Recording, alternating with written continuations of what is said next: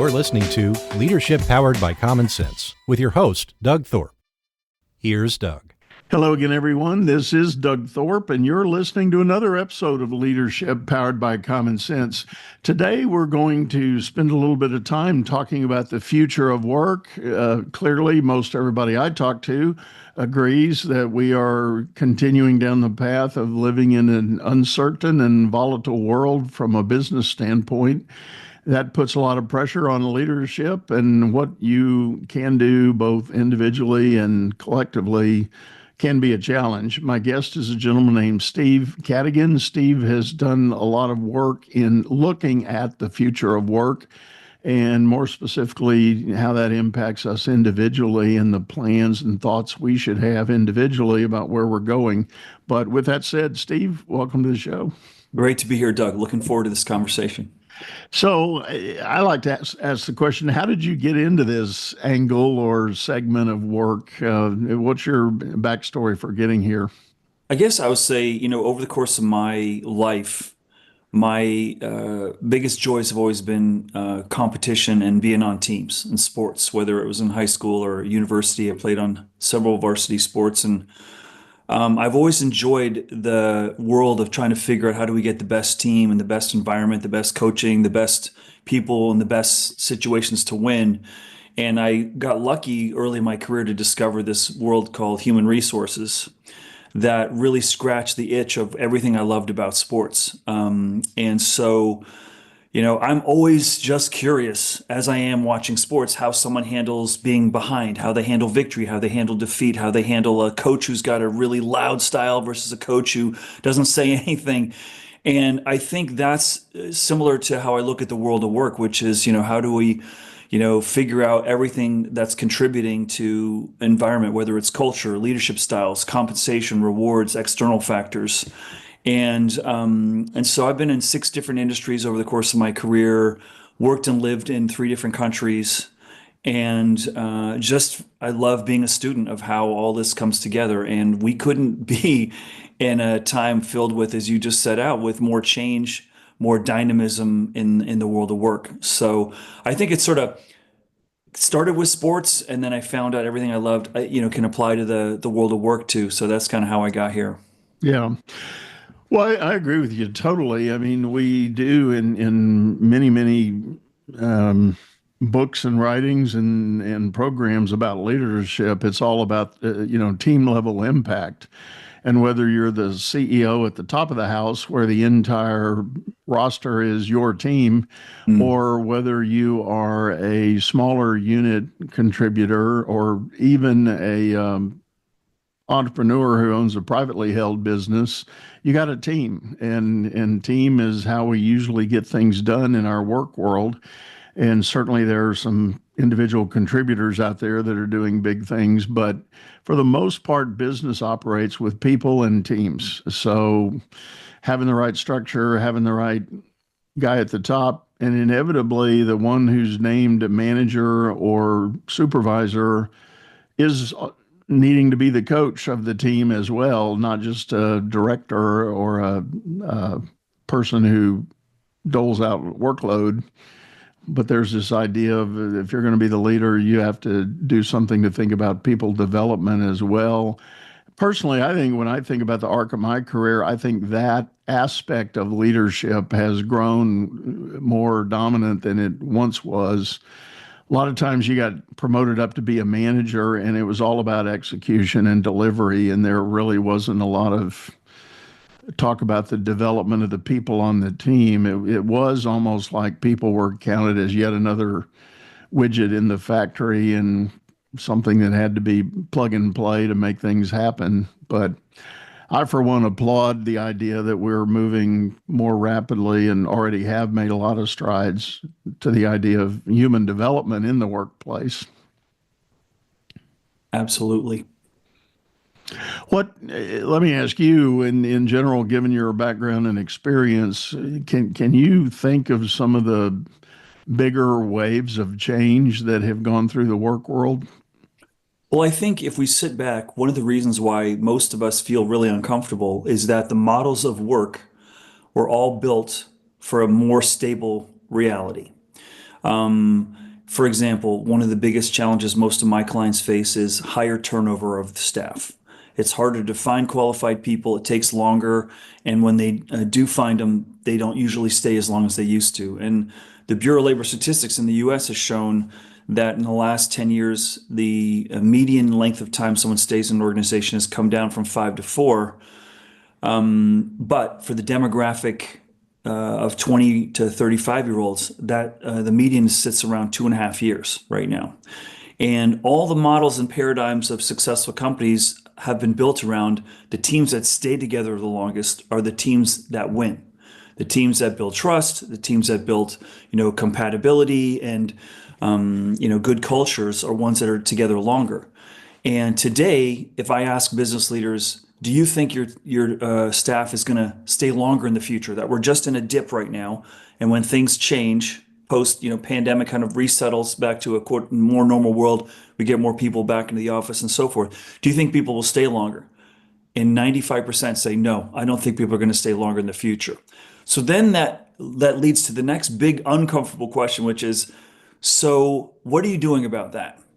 How are you building a talent strategy that expects shorter tenure? How do you build value in a more fluid environment, right? And that's one of the many, many features that are changing. And, a lot of the knee-jerk reaction from many of the leaders I talk to when they're trying to understand, well, why is this happening? The knee-jerk is, well, it's that young generation of short attention span, disloyal, career sugar high, shopping for promotions. And I try to challenge that thinking by asking them, do you think this generation can see more choices of where to go work, what to do, how to apply their skills and experiences than ever before? Yes. And that is a dynamic that we haven't quite reconciled yet, that, when you and I are entering the workforce, we're looking at this thing that my kids don't even know what it is, a newspaper, and we're looking at classified ads, and that's how we're finding opportunities. And it's usually like doctor, teacher, lawyer, fireman, policeman, businessman. Those are the 6 choices. And today I've got kids who want to be, YouTube influencers, which is a whole nother domain of not even having an employer. And all these new streams of, economic opportunity can be found without having to work for someone else. And that's just confusing dramatically the choices, particularly of the younger generation. And I think businesses, for example, really are going to have to reconcile. So that's a big wave. Talent can see more opportunity than ever before. There's more visibility. And the pandemic trained many organizations to get a little more comfortable managing remote staff. So now I can hire someone who they want to live in, Durango, Colorado, because they're a skier, but our business is in Dallas. That's fine because I can use technology to, engage them and so forth. So that also challenges the dynamic where you don't have to live in a place to actually, live in the place where the organization is based to be able to create value. That's a new dynamic, right? I think we also have an aging workforce too, where many of our workers now are caring for seniors and having additional, family burdens because people are just living longer and people haven't saved enough for, to sort of retire at the same age in many cases. So people are wanting to live longer, which is another age demographic that's kind of impacting the world of work. And then the big one, which you can't avoid today, is the need for new skills faster has never been as extreme as it is right now. And the shelf life of a skill that you learned 50 years ago used to last you your whole career. Today, maybe 5 or 10 years, and then you're going to have to upskill and reskill in some ways. And that's why you see this really strange dynamic, particularly in the last 6 to 10 months, which is companies letting people go, but also hiring. It used to be, let's put the brakes on recruiting, freeze all new requisitions until things get better. Now it's like, no, we need to let these people go and we need to bring in people that know artificial intelligence. They need to know some new technologies, and these people over here don't have those skills. And that's where I get to the area that's really interesting to me is I believe the organizations of the future that are going to win are ones that can train their people constantly and help evolve them rather than go to the open market and get the new skills all the time. Because that's a really hard proposition to do. And if you really want people to stay, I think you have to continue to invest in making them better. and giving them new opportunities. So yeah, those are probably the big waves, Doug, when I think about what's really changing here. And the last one I'll say is when the pandemic happened, something really dramatic happened, sort of invisibly, if you will, and that is global migration of knowledge workers went to zero. In the United States pre-pandemic, we had a track record of about 1 to 1.8 million knowledge workers coming into our economy every year. And that's, similar to whatever the numbers were for, Germany, France, Brazil. The number went to zero because migration didn't happen because of quarantine and so forth. And everyone's, growth plans kind of came to a halt until we had more certainty on the future of the virus. That happened for about 2 years. And we've never seen that happen before. And that created all kinds of talent supply issues, and also shifted countries to get in the war for talent. So now you've got Germany saying, if we don't have 400,000 knowledge workers every year into our economy from outside, we're going to be in crisis. Spain just said in the next 5 years, we think we're going to have a shortage of 5 million knowledge workers. We need to do something about that if we're going to be vital in the future economy. So now we have countries competing for talent, and that's really interesting because it's shifting to massive changes in immigration policy. And you see some countries that are really flipping the script of let's limit immigration to, wow, our economy is going to be at risk if we really limit immigration. Let's try to bring it in. And Portugal has been on the forefront of that, really making it easy for people to get a work visa and creating some tax incentive to draw the knowledge workers in. Yeah. Well, you covered a lot of turf there. Let's unpack a couple of things. The first I want to shout out is your contrarian view of the big, in terms of tenure and retention, blaming the younger generation for all the reasons you suggested. I too am a contrarian on that subject when I hear it from a senior leader in a business. But to me, I call it the easy excuse. And what I point to as my sort of anchor of thinking on this, there's a text that I have been known to read in workshops. And when we're talking about generational differences in the workplace, and I'll read this text and I'll ask the crowd, I won't give any attribution. I'll ask the crowd, where'd that come from? And they'll say Mark Zuckerberg or, Elon Musk or somebody like that. Or even, maybe even like Gary Vaynerchuk or, somebody like that that's an influencer in the modern world. No, it was Henry David Thoreau in 1863. It's a preface in his Walden Pond book, to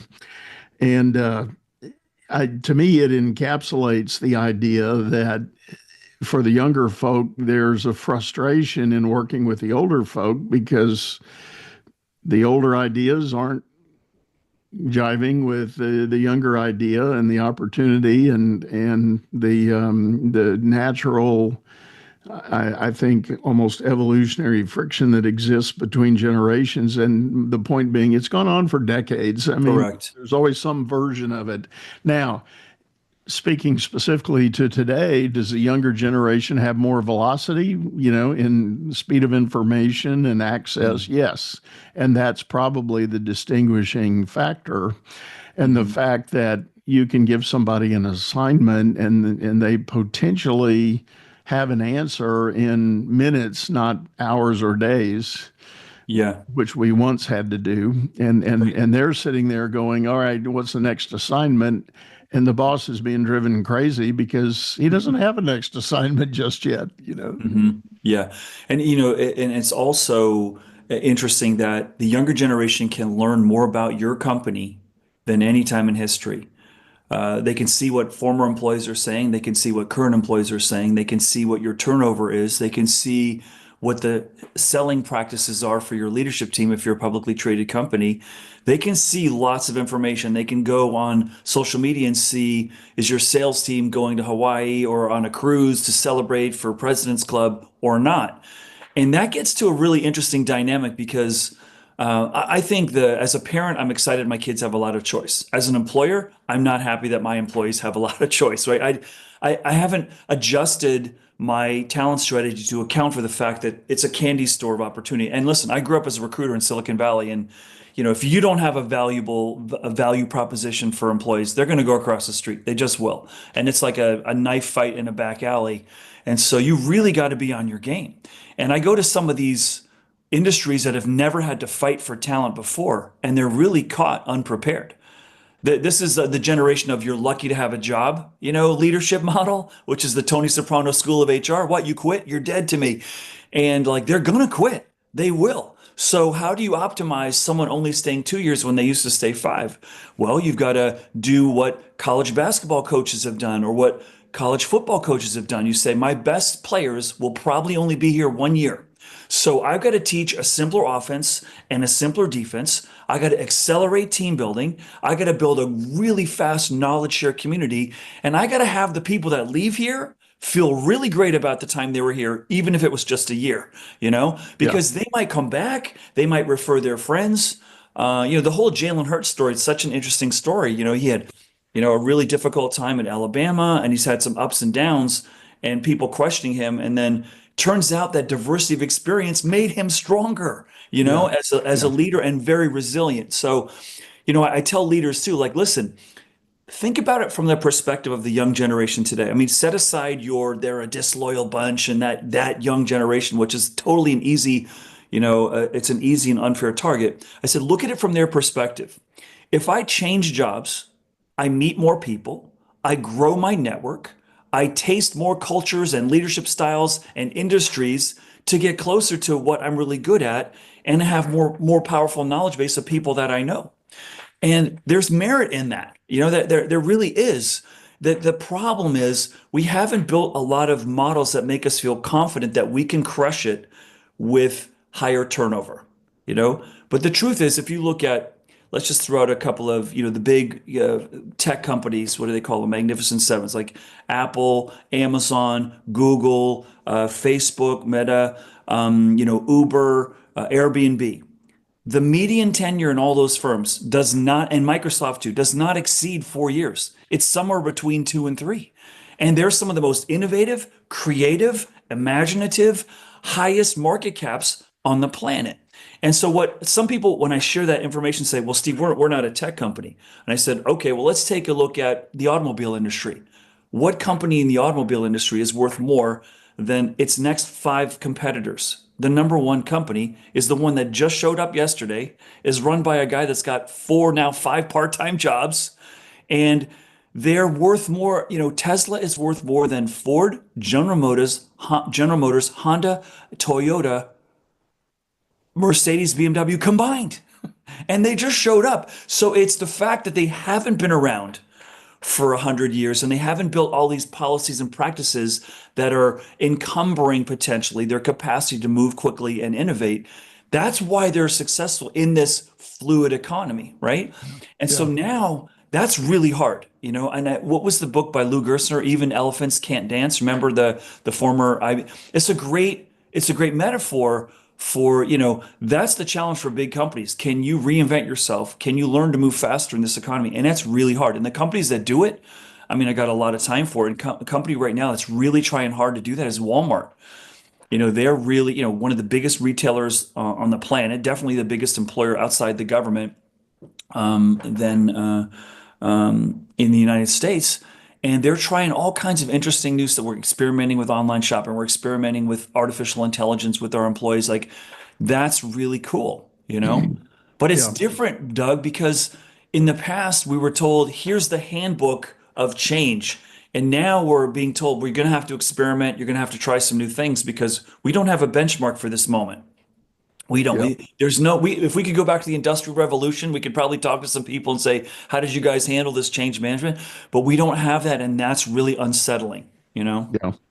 Well, on the idea of the mindset of a leader that says when somebody acts like or talks about leaving, they say, you're dead to me. And that's not any any truer in any segment of the business that I know, other than in like trades. When you think about electricians and plumbers and all that, Yeah. when a master plumber goes to his employer and says, "I think I'm going to leave. I maybe go start my own company." Well, there's this immediate, "Give me your keys. You're out of here. Get out of here." And really almost hostile reaction. I know an owner of a plumbing business in Denver who has a 180 opinion of that. When one of his employees comes to him and says, "I think I want to leave and start my own plumbing company," he goes, "Great. I got an offer for you. If you'll hang with me another 90 days, I will make time to teach you everything you need to know about running a plumbing company. I'm happy to share. I'll show you all the secret sauce, everything we do behind the scenes, and I'll get you ready." And they dive into that relationship work. And last time I talked to this owner, his track record for doing that, 4 out of 5 of the guys that had come to him over a certain period of time went through that journey. And when they got done, they said, "I don't think I want to own my own business. I think I'll stay with you. I don't need all those headaches. I don't need all those hassles. Hmm. I'm happy here. I'm in his case, master plumbers can make about 240 grand a year, Wow. just as an employee of his firm. And when they start comparing that versus their own lifestyle choices, it's like, no, I don't need to own a business. I'm pretty happy. This is good. Right. And the beauty of that model is, and this, I talk about that a lot in the book that I published and came out a couple of years ago called Workquake, which is that's playing the long game. I'm caring about you for your career, not just when you work for me. That's the anti Tony Soprano, way of thinking about it. And if you do that, I think you build enormous followership, even if they leave. They're gonna, recommend business to you. They're gonna help you out if you're in a pinch. And what it does, that model in this case, the example that you gave is he probably has retained some very, very strong talent, making the business less reliant on his time. And he's benefiting by lifting those people up. His income's coming up too. And they're feeling even more excited and committed to be there for a purpose. And I love that kind of thinking. And it's Yeah. it's not as common as I would like it to be. No. And I think that's the key takeaway from that. It is a mindset. It's a thought process that Mm. says, I am worried about this individual personally, not just professionally, but personally. Hmm. What impact is this choice you've described to me going to have on your family and your own future? Yeah. And let me help you understand the dynamics, the responsibilities, the burden, the extra hours at night that you're going to be working when you own your own business, all of those things. And let me share all that with you, and then you make a choice. If it's Right. still your choice to do it, Godspeed, wish you the Yeah. best. You know, let's stay in Yeah. touch kind of thing. And that is a 180 compared to the kind of the traditional mindset in the trades. It's like, Uh-huh. how dare you compete with me? You're going to, you know, impact my business by starting another business. And Yeah. that just real quickly, not to get off the topic too far, but it Mhm. reminds me of in my early career, many of my listeners have heard this story, but I was at a bank that was run by a very dynamic leader named Ben Love. And one of Ben's big issues was if he heard anybody on the team lamenting or sounding like they feared competition, he would eat them up. Mhm. His attitude was, if you can get beat by the next guy, shame on you, plain and Mhm. simple. Mhm. And if you hear something, see something, and it worries you about your competitive edge, you got to work harder. You got to figure out, and that's totally on you. It's not on them. It's totally on you. Yeah, I've had similar leadership guidance, Doug, over my career, which is, you want to win against someone really good. That's so much more gratifying. And you want, so my kids, basketball players, and we've had multiple times where we're going to face a really good team and they're like, well, maybe one of their best players is going to get sick. I'm like, you don't want their best player to get sick. You want their best player to be there and you want to beat them. And that's going to be way more gratifying, right? Right. Yeah, and I think it makes us better. It really does. It helps us sharpen our sword. And competition, I think, is super healthy. Agree with you. Back to our main topic here. I've certainly seen it in my own coaching with business leaders. The whole post-COVID mindset about the workforce. One of the things that I have firmly come to believe is the idea that because of the event, all the uncertainty when COVID first happened, that first year of the lockdowns, it created a lot of mortality issues. I mean, people started really asking the question, am I going to even survive this? Mm. And there was a lot of drama in the news, and I don't even want to talk about the pros or cons of that. But nonetheless, the reality is, I think everybody at every age had a moment to think more seriously about their own mortality than maybe we as mankind have ever had to think about. And I think that has fueled a mindset in the workforce that says, I'm not going to suffer bad conditions or a bad boss. If I get into a company and I determine it's not a good fit for me, I'm far more willing to leave sooner rather than later to go find something else, because I do believe there is something else out there. I may not even know what it is, but I know it's out there. Hmm. Hmm. I think I love how you connected those 2 points, the one that we just made with this one, which is, I can see more where there's good leadership, and I have hence a lower tolerance for receiving poor leadership or poor culture, right? And I looked at it like, when I joined LinkedIn in 2009. I was most excited because I thought here is a platform that's going to expose bad leadership, because now we're going to be able to see how many people are leaving a company and how short, what the tenure's like. And that's going to be an indicator that something's rotten, in the company most likely. And so that's on you to raise your game as a leadership team. You got to do that, and that's a good thing, right? Right. And I think we all benefit when the leadership bar, rises. On the flip side of that, I think I feel really concerned because, and again, I'm speaking through a lens of the world that I mostly see, which is technology companies living here in the heart of Silicon Valley. And I'm not here to tell the world it's a perfect place. There's a lot that's not right and not going so great in Silicon Valley. But I think we have a problem that we're not investing in building leaders, not because we don't think leadership's important, but because with the uncertainty of the future and how quickly technology can build a competitor to you and possibly replace you or change your paradigm, companies are not thinking they're going to be around in 100 years as much anymore. They're like, who are we to think that we're going to survive 100 years of all these technology changes and evolutions? So let's plan for 8 to 10. Someone's going to buy us. We'll have an exit, or we'll, do a merger, and then we'll go on to the next adventure. And so if you think like that, why would you invest in leadership? Because you're only going to be around for maybe 10, 12 years, right? Right. And that leads to, I think, sort of an inclination to disinvest or invest less in building leaders of the future. And we're suffering the consequences of that. We've seen some really abysmal ways that companies have let people go recently. Like one company recently came out and said, we're letting our low performers go, all 6,000 of them. And I'm thinking, you have 6,000 low performers? I think we know who the real low performers are. It's you, the leadership team. How is that even possible? And why would you designate 6,000 people as low performers and hurt their chances of getting another job when you're letting them go? Like, that is so fail, fail, fail on so many fronts from the school that I came from.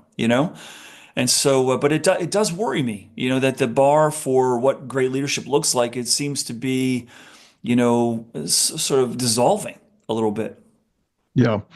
Well, I agree with you, and that's why I love doing what I'm able to do with my clients and working with the companies who have decided to make the investment in leadership development, regardless of what timeline they're on or time horizon they're working with.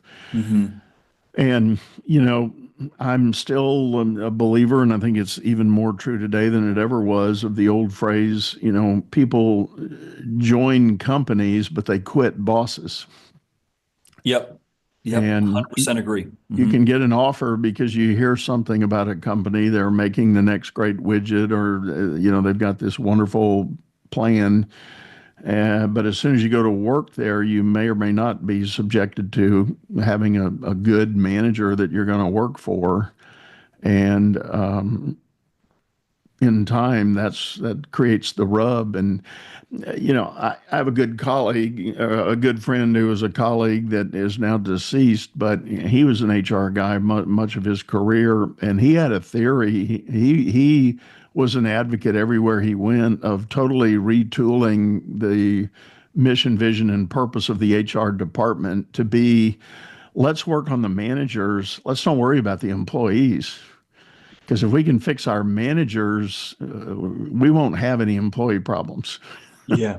I Yeah. mean, that was it in a nutshell. And Hmm. I realize that's not a perfect dynamic, but it sure spoke volumes. And one of the Yeah. last global companies he went to work for, they had an opportunity for a major engagement, and I won't go into all the details, but they had a government contract to run about 50,000 employees. And they said to my friend, they said, we're going to make you the number two HR guy on that project. You do what you say you want to do and let us see. We're going to allow that to be a laboratory Hmm. because it's a large population of employees and there's a lot of infrastructure with management levels. You do what you're saying you're going to do and let's see what it works out. Well, the project was about a 4-year commitment, and he did just that. Their employee satisfaction went through the roof, the retention went through the roof, and it Hmm. was all being done in a pretty rough environment and, otherwise hard to manage. Hmm. And so the experiment worked, but then when he got a chance to report it up to the board kind of said, well, yeah, that was there. This is it. I don't think we can do this around the world. Right. Right. Yeah. Yeah. And probably frustrated that individual to no end. Oh, yeah. Let me offer a story to the listeners because I'm sure there's somebody listening to this that's going, yeah, I'm one of those people. I don't have a good manager or my manager's not there. And I had a coaching session with a friend of mine not long ago, and they were working for a relatively young company that had grown really fast, doing really well. And he was really frustrated that his manager, uh, in his estimation, wasn't good, wasn't listening to them, canceled all their one-on-one meetings, and didn't really have a good idea of the work that they were doing, didn't feel appreciated, okay, by their manager. And I said, why do you expect your manager would know what she's supposed to do? And he said, what do you mean? I said, she probably was thrust into that position, may not have even asked for it. It was what I call a battlefield promotion because the company's growing really fast. She probably hasn't been given much support or much coaching. So why don't you flip how you're looking at this and say, I've got an opportunity to frame this relationship to my benefit. Why don't you tell her what you think would be helpful for her to know? Why don't you take charge of the one-on-ones? Why don't you send her updates? Why don't look, don't assume that you should be waiting for her to figure out how to be a leader. Why don't you take charge of that relationship and make her into a good leader, that you want? And he's like, whoa, I never thought of it that way. Yeah, yeah. I mean, don't assume and don't just write it off because it's not what you want. Maybe there's an opportunity for you to help build that relationship that's really going to be to your advantage. And that's my advice to someone who may be sitting in that position. Like, look at this as an opportunity. Well, I love that story because it is another example of proving something that I talk to people about a lot. We have this weird tradition in modern business, and I've even tested this around the globe. It's not just unique to Western culture. And that is, we think we need a new team leader. What do? We look at the team and go, who's the best performer? Who's the brightest bulb, the That's smartest right. engineer, That's the right. best accountant, whatever. And we anoint them as team lead or supervisor. And Mm. for that individual, what happens either consciously or subconsciously, it's, I got recognized for my contribution. Now I'm here. I need to double down on contribution. And they start working harder on top of whatever actual people demands they have with the job, and the pressure starts to mount. And if they survive that rung on the ladder, they get recognized and they go up another. Now they've got two or three of those teams that they're responsible for, and it's their contribution logic is ratified because I got my second promotion or third promotion.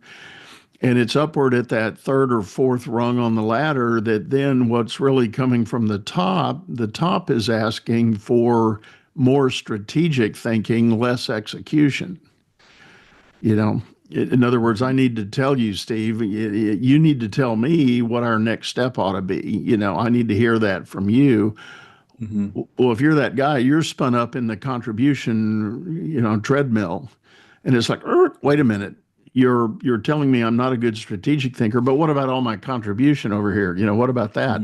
And if the company is not good at making or helping that individual make that transition into the true strategic leader they want them to be, there's a real double bind there that's usually where you end up seeing career burnout or just I'm going to quit and go somewhere else where I won't feel this pressure. Well, guess what? If that's all you've done in that scenario, you've potentially jumped out of the frying pan into the fire, because if you go into your next job with that same mindset, it's not going to be any better. Right. I think you're sort of taking a script out of the playbook of my career. I was in the insurance industry back in the mid 90s for a company called Fireman's Fund Insurance Company. I don't know if you remember them. They've since bought out by Allianz, the German, big insurance provider, and they no longer exist in name. But it was a storied history of, built out of the big fire in San Francisco in the 1800s. It was a great company. And at one point I was responsible for, I was sort of a early career HR generalist for the claims division. Okay. And I was in headquarters in Novato, California, and headquarters was filled by the best individual performers in the field. Okay. And so I was dealing with problems of all these leaders that were kind of like having all kinds of issues with their teams. And so I come up with a proposal and I say, hey, all these people we're taking from the field who are great individual contributors are coming here to headquarters in these big roles, and it's not working out and they're not ready. How about if we start training them in the field? We identify that they're high performers. We start training them on leadership skills before they get here, so that, they're more prepared. And essentially I was told, because I was, sort of very green in the role and very early in career, and I probably had half the shelf life of most of my, the senior executives, like, thanks for the idea, Steve. We'll take it under advisement. Yeah. And they just probably put it in the trash. And I thought, I'm just dealing with all these problems. I know how to fix it. That's earlier in the funnel. Let's give them the skills. But the other side of the coin on this one, I thought this is where I thought you were going to go when you brought it up, which is I've spent my whole career untangling this problem, which is the assumption that because someone is good at their craft does not mean they're good at leading their craft. Right. And not everyone's suited to be a leader, and not everyone should be a leader. And unfortunately, most companies say all the rewards, all the recognition, all the spotlight goes to leaders. But there's some wonderful people who just don't want to lead people, who are not suited for it, who are really good on their own. And, and that's a shame. So what I've always tried to do is build the individual contributor ladder and a management ladder so that we have two pathways that have equal amounts of opportunity for rewards and recognition. And that's just a big miss that I think we over glamorize leaders. Leadership's hard, man. It is not always fun, and that's why. Right. I get approached by students like, what do I need to do to be a leader? I go, well, first discover if that's something that's really, in your path, because you're assuming that is the fastest, best way for financial independence. And it may not necessarily need to be true. Right. Yeah. Yeah. Agreed. Yeah. Well, Steve, that may be a good stopping point for us. This has been a great talk, and I really appreciate your insights and sharing. Tell folks the best way to get a hold of you. Yeah, Doug, thank you so much for having me, and thank you for creating a forum for idea exchange like this to the business community. So you can find me on LinkedIn easily, Steve Cadigan. You can also find my website, stevecadigan.com. I also have a channel, I don't know how long it's going to be up, on TikTok for more humorous stories. I call it true stories from corporate America, of like many of the crazy stories. I even tell a story about that. Many people are promoted into leadership who just really don't want to be there. It's one of I call it the biggest self-inflicted wound in corporate America. um, but yeah, again, appreciate being on the show, Doug. Well, again, thank you. And as always, folks, we're going to have Steve's links and some of the other references he's provided us that'll be in the show notes. So feel free to hop down, mash one of those links, and you'll be able to reach out and get more information. I do want to remind you, if you're listening right now on your favorite streaming service, we do have a YouTube channel by the same name, Leadership Powered by Common Sense. We've got archives of all the video versions of these shows. So please take advantage of that. And I also want to ask you, if you've got a thought, idea, or comment, suggestion for a topic or a guest you may know, drop me a line, let me know that. You can get me on all my social contacts, which are also in the show notes. So hop over there. But with this, we're going to wrap this up, say goodbye, go out there, make it a great day. You've been listening to Leadership Powered by Common Sense, hosted by Doug Thorpe. If you would like to know more about the coaching and advisory services he provides, visit dougthorpe.com.